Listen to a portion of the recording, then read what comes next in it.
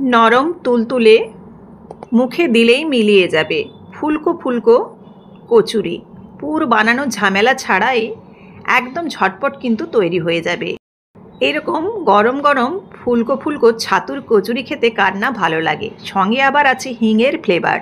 তো রেসিপিটি কিভাবে বানাচ্ছি আর এতটা নরম তুলতুলে কিভাবে হলো সেটাও আপনাদের সাথে শেয়ার করব। আমি সোমা চলে এসেছি আবারও আপনাদের জন্য নতুন আরেকটি সহজ রেসিপি নিয়ে। এই ছাতুর পুরটা বানাতে কিন্তু একদমই ঝামেলা নেই, মাত্র 1 মিনিটের মধ্যেই রেডি হয়ে যাবে। এখানে 4 চামচ আমি ছাতু নিয়েছি হিং ছোটো চামচের 1 চামচ গুঁড়ো করে, আর নিয়ে নিয়েছি একটু লবণ, খুব সামান্য চিনি দিচ্ছি। এটা পুরোপুরি অপশনাল, আপনারা যদি মিষ্টিটা পছন্দ না করেন নাও দিতে পারেন, সেক্ষেত্রে আপনারা কিন্তু চিলি ফ্লেক্স ব্যবহার করতে পারেন ঝাল ঝাল যদি খেতে চান। তো দেখুন ছাতুটাকে জল দিয়ে হালকা হাতে মেখে নিচ্ছি, খুব কম কম করে জল দিয়ে একটা ডোয়ের মতো মেখে নেবো। খুব একটা কিন্তু শক্ত করব না, নাহলে বেলার সময় কিন্তু যে কচুরিটা সেটা কিন্তু ফেটে যাবে। তো এই জন্য এমনভাবে করব যেটা ডো হয়ে যাবে অথচ নরমও হবে। দেখুন একদম পুরোপুরি রেডি করে নিয়েছি, ব্যাস একটা পাত্রে রেখে দিলাম। চলুন এবার এর জন্য আমি ময়দার ডোটা বানিয়ে নিই। ময়দার ডোটা বানানোর জন্য এখানে আমি দেখুন 250 গ্রামের মতো ময়দা নিয়েছি। এবার ময়দার মধ্যে খুব সামান্য লবণ আর দিয়ে দেবো এখানে খুব সামান্য সাদা তেল, অর্থাৎ 1 চামচের মতো সাদা তেল দিয়ে দিচ্ছি। সাদা তেলটা দিয়ে খুব ভালোভাবে কিন্তু হাত দিয়ে মিশিয়ে নিতে হবে এই লবণ এবং সাদা তেলকে। ভালোভাবে এই ময়ানটাকে মিশিয়ে নিয়ে তারপর এর মধ্যে যে জিনিসটা দেবো সেটা হচ্ছে দই।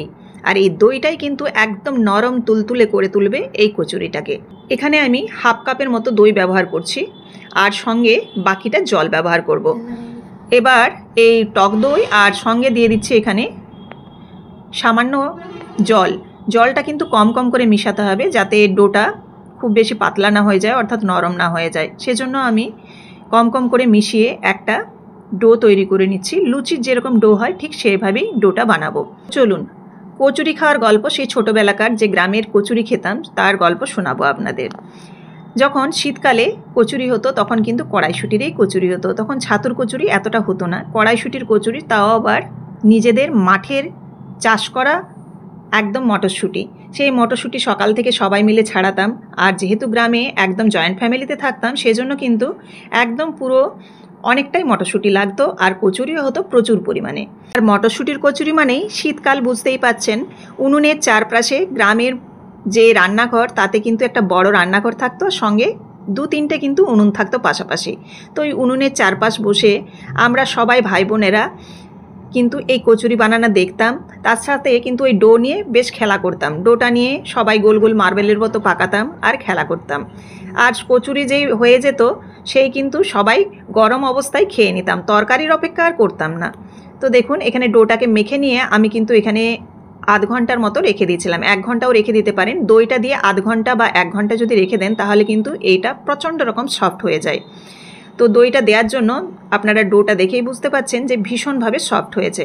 তো চলুন এবার এর থেকে লেচি কেটে নিলাম। আর একটু বড় হয়েছে কচুরিগুলো, কারণ লুচি যেমন একটু ছোট ছোট হয়, কচুরি তার থেকে একটু বড় হয়।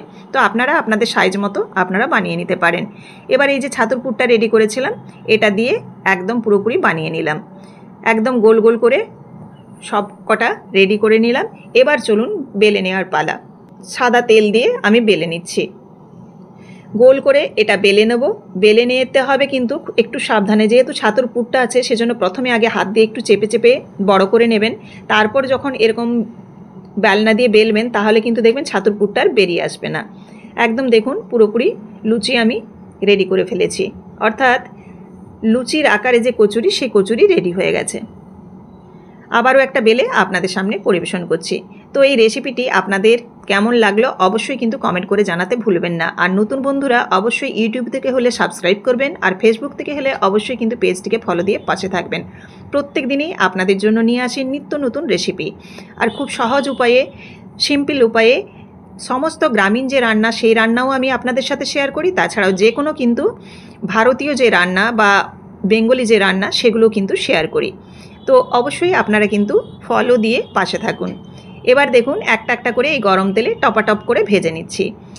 একদম ফুলকো ফুলকো কচুরি রেডি।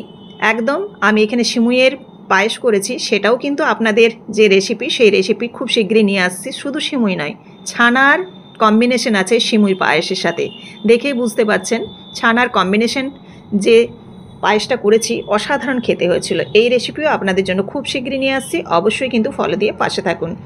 দেখুন একদম রেডি গরম গরম কচুরি, আর ভেতরটা দেখাবো কতটা সুন্দর হয়েছে। ভালো লাগলে অবশ্যই লাইক, কমেন্ট, শেয়ার, আর আপনাদের তো বললাম বন্ধুরা অবশ্যই কিন্তু সাবস্ক্রাইব করে পাশে থাকবেন।